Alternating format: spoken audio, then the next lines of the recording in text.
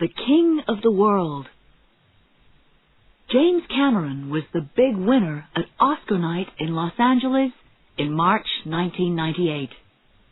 His 1997 movie was named Best Picture, winning 10 other Oscars too.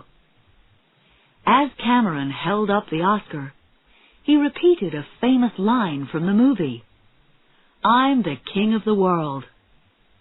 He later joked that size does matter.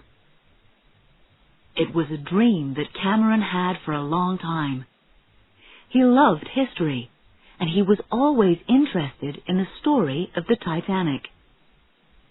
Cameron's early movies, for example, The Terminator and Aliens, were full of action. Titanic had plenty of action too, but the heart of the movie was a love story. Cameron chose 2 young actors for this. Leonardo Dicaprio played Jack Dawson.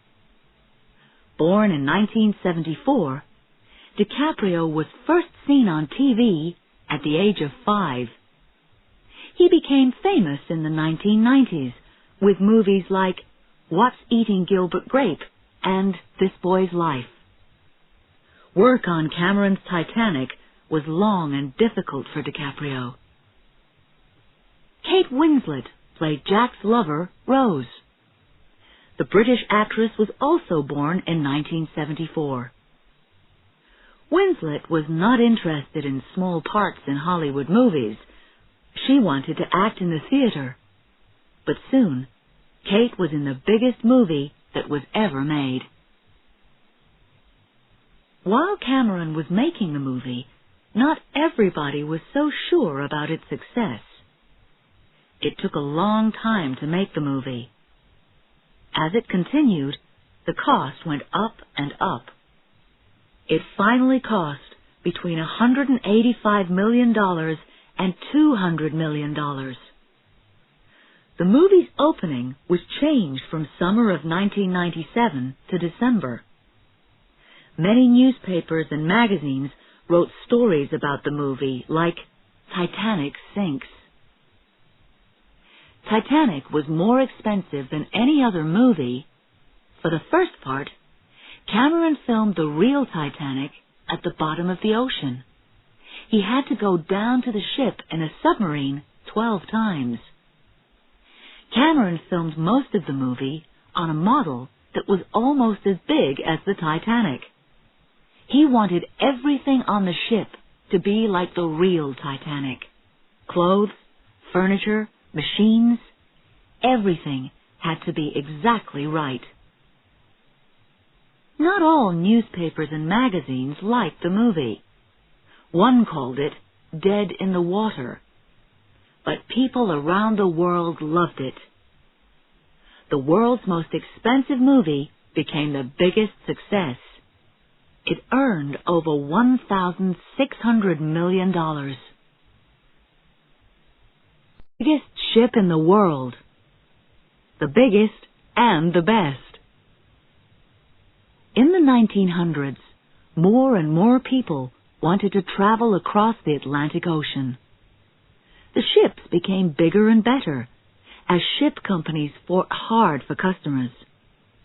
In 1907, the White Star Line decided to build the biggest and the best of all.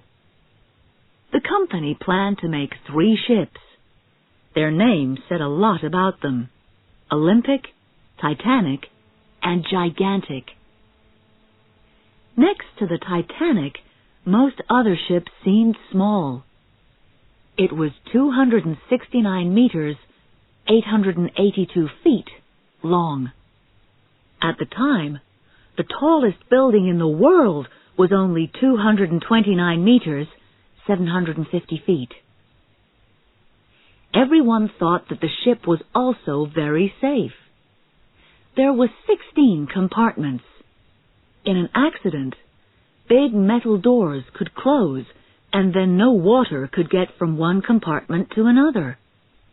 The ship was even able to float with the first 4 compartments full of water. The Titanic became the famous unsinkable ship. Nobody seemed to worry about another important fact. The ship could carry more than 3,000 passengers, but it only had lifeboats for 1,178 people. Lifeboats. There were 20 lifeboats on the ship. Bridge. The ship's bridge gave the captain and officers a good view. Compartments. There were 16 compartments on the ship. Decks. The ship had 9 different decks. The top one was the boat deck. That ship is going to sink. Can some people see the future? Can dreams ever show what is going to happen? A few strange things happened before the Titanic sailed for the first time in 1912. Strange books. In 1898, Morgan Robertson wrote a book called Futility or The Wreck on the Titan. The book told the story of a ship crossing the Atlantic. It hit an iceberg and sank. Almost all of the passengers died because there weren't enough lifeboats. 6 years earlier, in 1892, William T. Stead wrote From the Old World to the New. In that story, too, a ship hit an iceberg and sank. Another ship picked up the survivors. The captain's name was E.J. Smith, the name of the Titanic's captain. 20 years later, Stead traveled on the real Titanic. He didn't survive. Dreams and bad feelings. The Edelmans were planning to return to America on the Titanic. Suddenly, Mrs. Edelman had a terrible feeling of danger. She and her husband didn't travel on the Titanic. Mrs. Blanche Marshall watched the Titanic from an island near Southampton. That ship is going to sink before it reaches America, she said. I can see hundreds of people in the icy water. The Titanic left Southampton on the south coast of England at noon on April 10th, 1912. Even at the start of the trip, the Titanic had bad luck. There was almost an accident in the first minutes of the trip. The danger passed, but for some people, this was a bad start to the famous ship's first trip across the Atlantic. Some people said, "It's bad luck." A. The Titanic sailed past 2 other ships, the Oceanic and the New York. B. Because the Titanic was so big, the New York was pulled closer toward it. The ropes broke on the smaller ship. It began to float toward the Titanic. C. Luckily, a small boat was able to tie a rope onto the New York. It pulled the smaller ship out of the way. At this time of year, there was also a danger of icebergs in the North Atlantic. But the Titanic's captain, Edward Smith, wasn't really worried about ice. This was the unsinkable Titanic. First class, 322 passengers. Second class, 275 passengers. Third class, 712 passengers. Crew, 898 people. The different classes didn't mix on the ship. They slept, lived, and ate on different decks. Of course, the first-class passengers were on the higher decks. The second-class passengers were in the middle. Then came the third-class passengers at the bottom. First class. The White Star Line called the Titanic the Queen of the Ocean. For first-class passengers, life on the Titanic was as comfortable as life in the most expensive hotels in Europe and America. There were hundreds of servants to look after them. Their private rooms were large and comfortable. They could enjoy a swimming pool, a library, Turkish baths, and excellent restaurants and bars. Some of the richest people in the world were on the ship. In fact, American John Jacob Astor IV was possibly the richest of all. In 1912, he had $87 million. That is more than $1,500 million today. Bruce Ismay, the president of the White Star Line, and Thomas Andrews, the ship's builder, were also on the Titanic. Second class. Life for the passengers in second class was comfortable too. In fact, second class on the Titanic was as nice as first class travel on many other ships. These passengers also had a library and a few bars. They too could walk around on an open deck and enjoy views of the ocean. Third class. More than half of the passengers were in third class. Of course, life on these decks wasn't as comfortable, but the rooms were clean and bright. More than 100 of the third-class passengers were from Ireland. The others came from many different countries in Europe. Most of them had the same dream. They were leaving their problems in their own countries. For them, the United States of America was the promise of a new life. A Passenger's Story, Part 1. 17-year-old Jack Thayer was on the Titanic after a vacation in Europe with his parents. I don't think I'll be bored on this ship.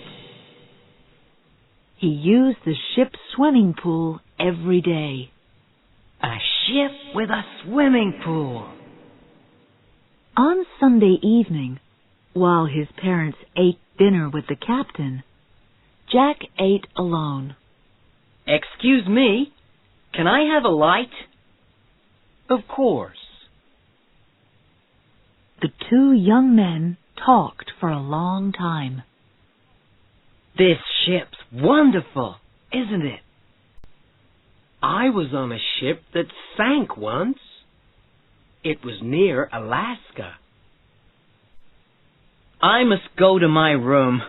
My parents will be worried. Good night, Milton. See you tomorrow, Jack. That night, That's strange. The ship has stopped. "What's wrong?" Something's happened. I'm going out on deck to see the fun. I'll join you in a minute, Jack. We hit an iceberg. I'm sure of it. An iceberg? Continues. Radio operators Jack Phillips and Harold Bride were busy. Many passengers wanted to send personal messages to friends and relatives on land. But Phillips and Bride were receiving messages from other ships also. 1:45. Early in the afternoon, Phillips received an ice warning from a ship called the Baltic. It was the third warning of the day. The message was taken to the bridge, but Captain Smith didn't show it to his officers until 7:15 p.m. 8:40. It was a cold, clear evening now. Seeing the message about ice, Second Officer Lightoller told the lookouts to watch carefully for icebergs. 9:40. In the radio room, Jack Phillips took another message about icebergs ahead. It never reached the bridge. Phillips put it down on his desk and continued with his work. 11 o'clock. Phillips received another message. This one was from a ship called the Californian. The ship couldn't move through the ice. Shut up, Phillips said. I'm busy. 11:40. Lookouts Frederick Fleet and Reginald Lee were cold and tired. Suddenly, Fleet saw a large black shape in the ocean. He rang the warning 3 times and telephoned the bridge. "Iceberg right ahead," he told Sixth Officer James Moody.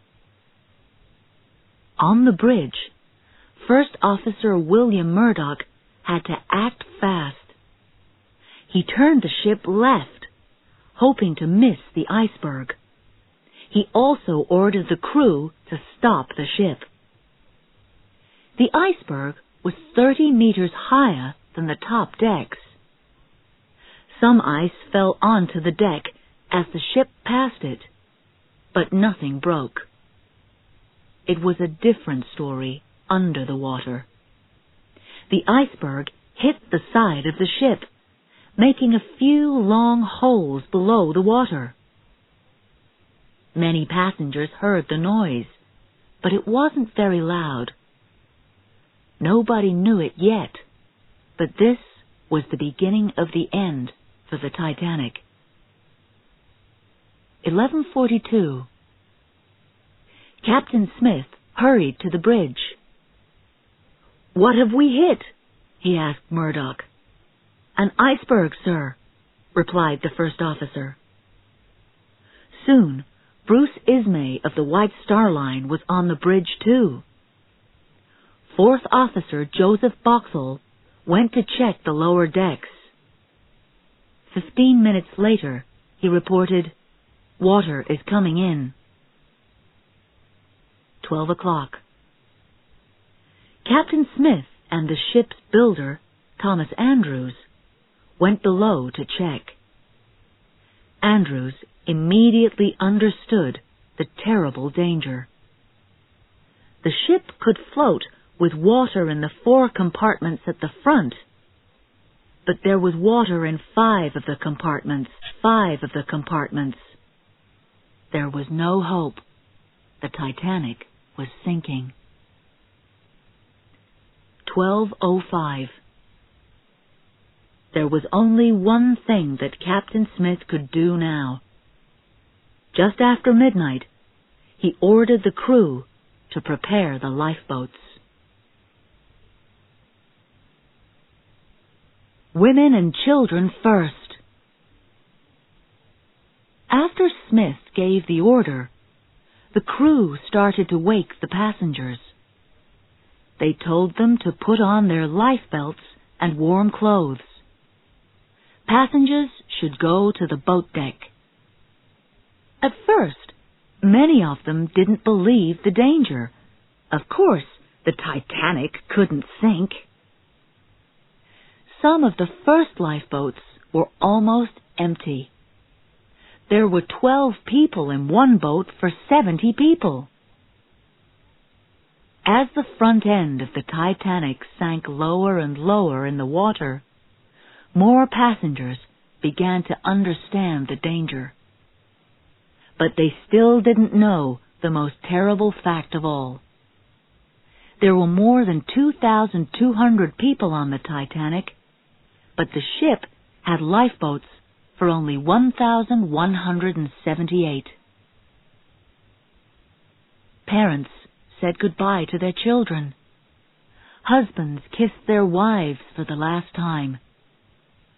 One woman's husband told her, You go. I will stay." The lifeboat left, and she never saw him again. First-class passenger Molly Brown was put into the third lifeboat, and she helped to get the boat away from the ship.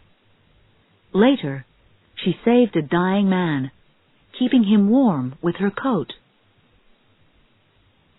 An old woman, Mrs. Ida Strauss, decided not to go into a lifeboat. She couldn't leave her husband. "We have lived together, and we will die together," she said. One man put on women's clothes and tried to get into a lifeboat. The officer sent him away angrily. Third-class passenger Minnie Coots didn't have enough lifebelts for her 2 sons. One of the crew gave his lifebelt to her. "There," he said, "if the boat goes down, you'll remember me." By 1 o'clock, the danger was clear to everybody. Now there was no problem filling up the boats, and the officers had a different problem. They had to keep people away. Guns were given to the officers on the boat deck. Phillips and Harold Bride began to send messages for help. Their message was CQD. Come quick, danger. At first, Phillips and Bride weren't worried. They even made jokes as they worked. "You'll see your first iceberg," said Phillips with a laugh. "The Americans will enjoy it," answered Bride. "They all like to have ice in their drinks." The first replies came from ships that were too far away. Then Phillips heard from the Carpathia. The ship was traveling from New York to the Mediterranean. The Carpathia's radio operator, Cyril Evans, couldn't hide his surprise. He immediately told Arthur Rostron, the captain of the Carpathia. Then he called the Titanic again. The Carpathia was turning around. It was coming to help. But there was a problem. The Carpathia was about 93 kilometers, 58 miles, away. It could reach the Titanic in 4 hours. That was too long. The Titanic had less than 2 hours. Now Phillips and Bride understood the danger. They continued to send messages, hoping to find a closer ship. The Titanic was becoming noisier, and their job became harder and harder. As they worked, Phillips and Bride started sending the new help message, SOS. The Titanic was the first ship that sent an SOS message. It was quicker and easier to send.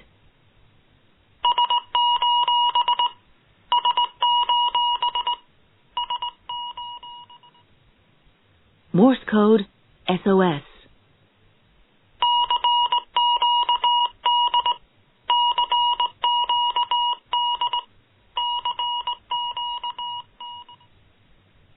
Morse code, CQD. The 2 men bravely stayed in the room until it was almost the end.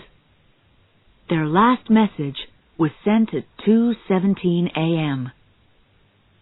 Outside on the deck, hope was growing. Captain Smith and 4th Officer Boxall could see the lights of a ship that was only 9.5 to 16 kilometers, 6 to 10 miles, away. The crew tried to send a message to the ship with a light. Then, at 12:45 a.m., they began to send rockets high into the dark sky. They sent a rocket every 5 minutes. At first, the ship seemed to be coming closer, but then its lights disappeared. Hopes of help for the Titanic disappeared with them. What was the ship that was so close? Why didn't it help? Some people think that it was the Californian. In fact, the crew of the Californian did see lights in the sky and the lights of a ship. But the ship seemed quite small to them. When they tried to send a message to it, there was no answer. Did the officers on the Titanic see a different ship? More and more people today think that it was a Norwegian fishing boat. Why didn't it help? Maybe it was breaking the law by being in the area. Well, boys, do your best. After 1 o'clock on the morning of April 15th, the Titanic's front end was sinking fast.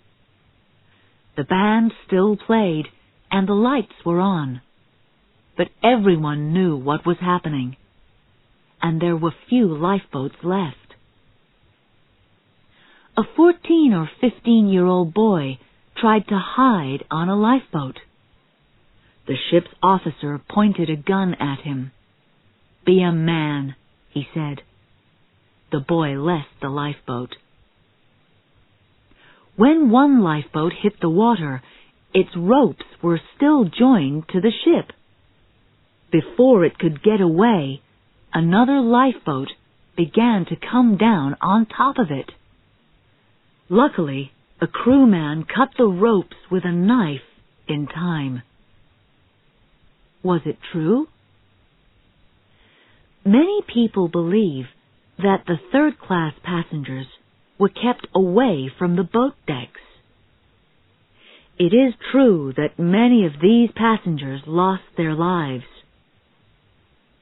Some of the crew did try to help the third-class passengers to the boats. The job wasn't easy. Passengers had to go up the ship's many decks. Many of them didn't speak English. They didn't understand the danger. Some refused to follow the crew and stayed on their deck. Some doors were locked by the crew. Nobody really knows why. Were they following orders? Were they just afraid? But women and children from third class were sent to the boat deck. The most crowded lifeboat left at 1:25 a.m., with 70 people in it. Most of them were women and children from third class. But the men were still kept away from the boat deck. When they reached it at last, it was too late. Almost all the lifeboats were gone. By 2 o'clock, the water was just below the boat deck.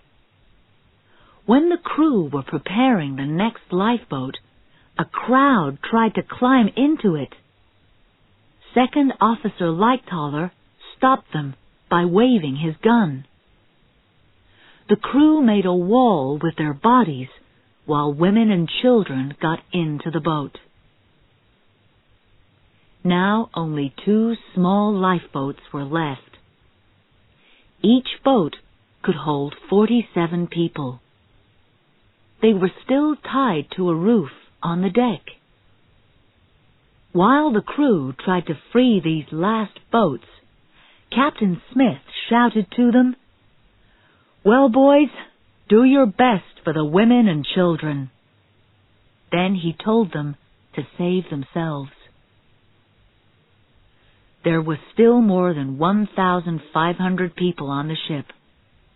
Many of them looked for ways to survive. Others prepared to die. first-class passenger, Benjamin Guggenheim, came on deck in his dinner suit. "We've dressed up in our best and are prepared to go down like gentlemen," he said.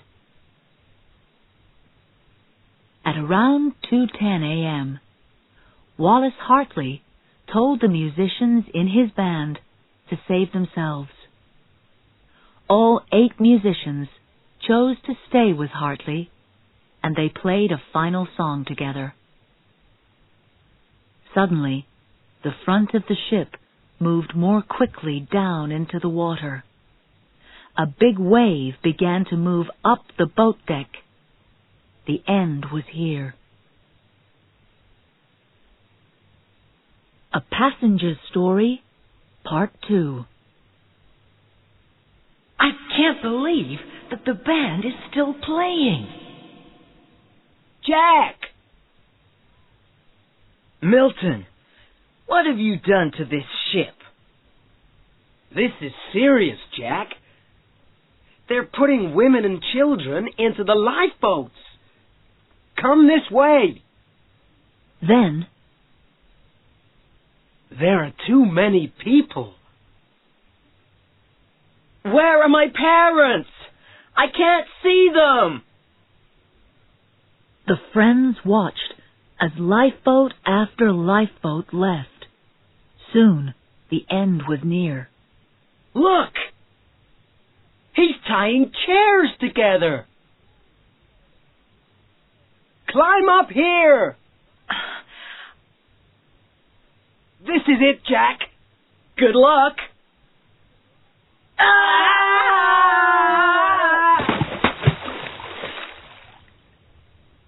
Continues.